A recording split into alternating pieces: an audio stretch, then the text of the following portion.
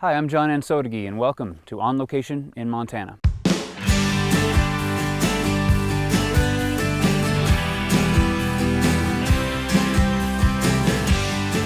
Today we're going to revisit two films shot on the beautiful Blackfeet Reservation in north central Montana. The reservation borders Glacier National Park, which lends a spectacular backdrop to these stories. Both films are based on true stories, and they each deal with aspects of Native American culture, so it's significant that they were shot here on the Blackfeet Reservation. We begin with the film Hidalgo, starring Viggo Mortensen, whom you may know as Aragorn from Lord of the Rings. In the film, Mortensen plays Frank Hopkins, a real-life cowboy once advertised as the world's greatest long-distance rider. Hopkins originally made his name performing in Buffalo Bill's Wild West show with his trusty horse Hidalgo. In the film, Frank and Hidalgo travel to the Arabian desert for a long-distance race called the Ocean of Fire, and Frank uses his winnings to buy a herd of plains horses destined for government slaughter. The film ends with a massive horse stampede as Frank releases his herd into the wild along with his faithful horse Hidalgo.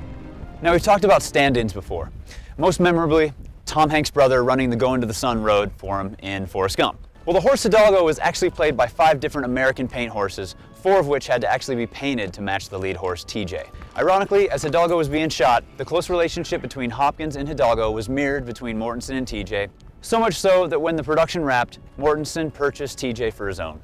So what does a film set in Arabia and filmed in Morocco need for its climactic ending? This place, of course, and over 500 head of horses. It was the largest free horse stampede ever successfully caught on film. The productions of Lonesome Dove and Undefeated each tried filming similar stampedes, but ultimately failed as wranglers lost control of the herd. Montana brothers Scotty and Dutch Lunick had no such trouble as they were able to find experienced local wranglers to capture the shot. Originally, the studio insisted on auditioning LA area actors to portray Native American riders, but only 2 out of 300 could actually stay on the horse with no saddle. So they eventually hired a crew of locals who could gallop bareback. In fact, unlike old spaghetti westerns that hired everyone but natives to play natives, Touchstone Pictures hired a large crew of local Blackfeet to ride as Indians in the Buffalo Bill Wild West show and act as Arabians. How far we've come.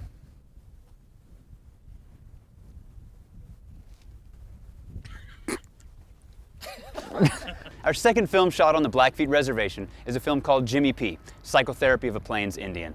When it happens, does everything go black? It's flecks of light.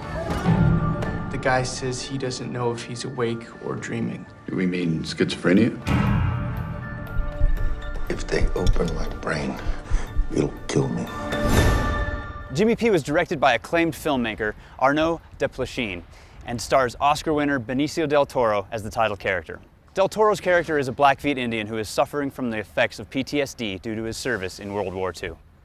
The Blackfoot believed that dreams foretold the future.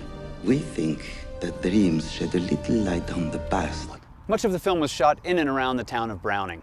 And although the story takes place post-World War II, the locations shot in Browning were used in flashback and dream sequences, so they all needed a weathered pre-1940s feel. We used the street and the buildings right behind me for one of those scenes. The production crew for Jimmy P first contacted the State Film Commission in February of 2012, and by that summer they were shooting here in Browning. Now that's fairly quick turnaround for a big feature film. Many films I've worked on spend years in pre-production before a single frame is shot. Other projects never even make it to production. Where were you injured?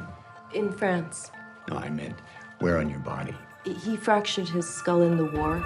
Here we are at the Roundhouse location in Hart Butte. Historically, a roundhouse is a religious and social gathering place for Native Americans. Now, a part of the location scout's job is to gain access to buildings that have often been left vacant for years. It took months before we were able to track down the one person that had a key to the building. But it turned out to be worth the trouble as the production used the location for a number of key scenes. Hell, maybe I'm just plain crazy. Come on, just say anything that goes through your mind. So that wraps it up for our Blackfeet Reservation episode. Check back next week and we'll take you to another great Montana film location.